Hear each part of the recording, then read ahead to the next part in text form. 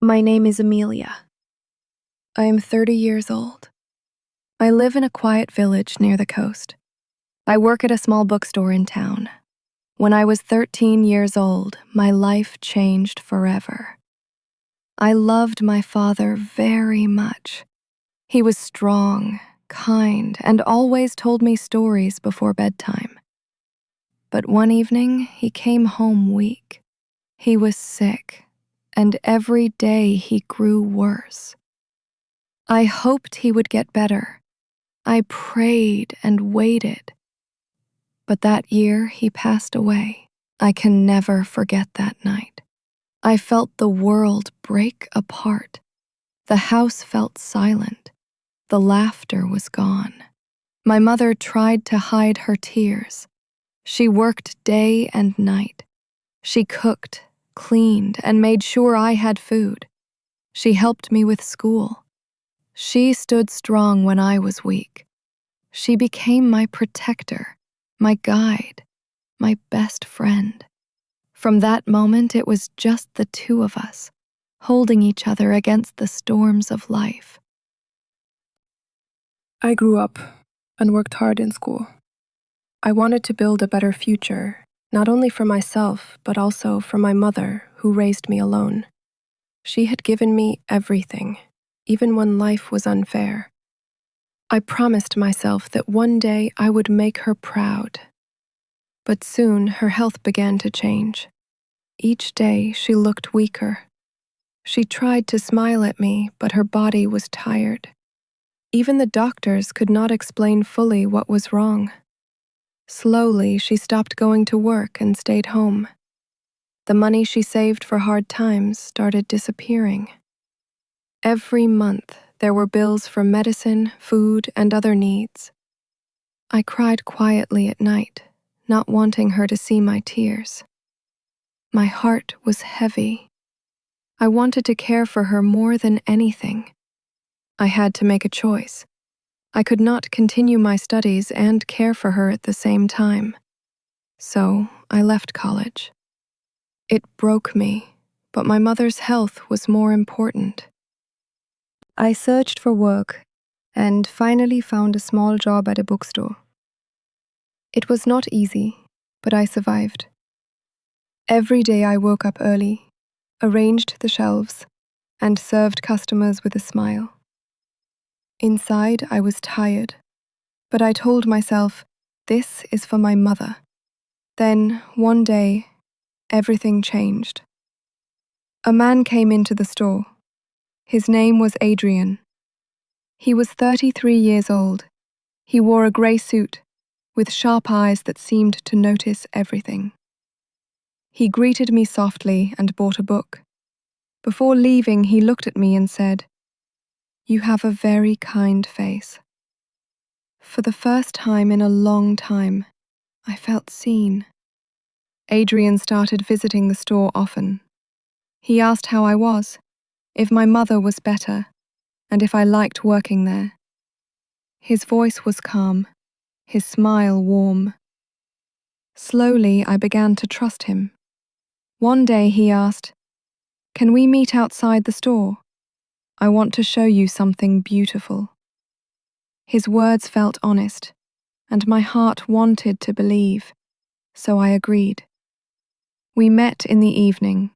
He drove me out of town to a quiet place by the sea. The air was cool, the waves were soft, and the stars shone above us. For the first time in years, I felt free. We walked along the shore. At one point, I tripped on a stone.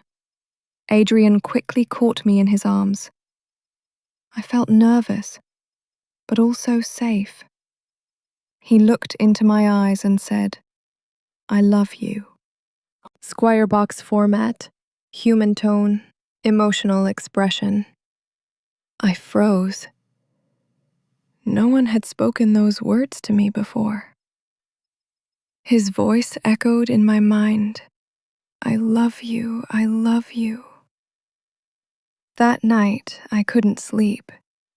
His words kept repeating in my head. After some days, I told him softly, I love you too, Adrian. His arms wrapped around me tightly, and in that moment, I believed everything would be okay. A few weeks later, we married quietly in a small ceremony. No guests, no family, just us. My heart was nervous but hopeful. I thought I had found the man who would change my life forever. 1 week after our marriage, I wanted Adrian to meet my mother. She opened the door, smiling at first. But when she saw him, her face fell. The smile disappeared, replaced by worry. She looked at Adrian carefully, as if she had seen him before. "Come in," she said softly. We sat in the living room. Her eyes never left him. Finally, she spoke. "I know this man. Some months ago, I saw him shouting at another person in the street. He pushed the man very hard. His face was full of anger. He is not who you think he is." My heart raced. I shook my head quickly. "No, Mother, you are wrong. Adrian is kind. Adrian loves me. He would never hurt me." Her eyes filled with fear, but I turned my face away. I wanted to believe love was stronger than fear. But soon, everything changed. Months passed and Adrian grew distant. He no longer smiled the same way. He shouted when I cooked. He criticized everything I did. I kept wondering, what did I do wrong? One day he told me, "I have a surprise for you. We'll go shopping in the city." My heart lifted with hope. Maybe he wanted to make things better. We drove for hours.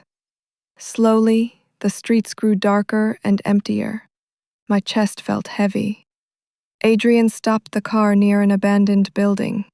"Why are we here?" I asked. His smile was strange. "You'll find out," he replied. Before I could speak again, a van arrived. 2 men stepped out. They grabbed me, tied my hands, and covered my mouth. I tried to scream, but no sound came out. I turned to Adrian with desperate eyes. "Please, don't do this," I wanted to say. "You said you loved me. I trusted you, I gave you my life." But he only looked away. I was sold. My life was broken. My mother had been right. They pushed me into the van. After hours of driving, we arrived at a dark house.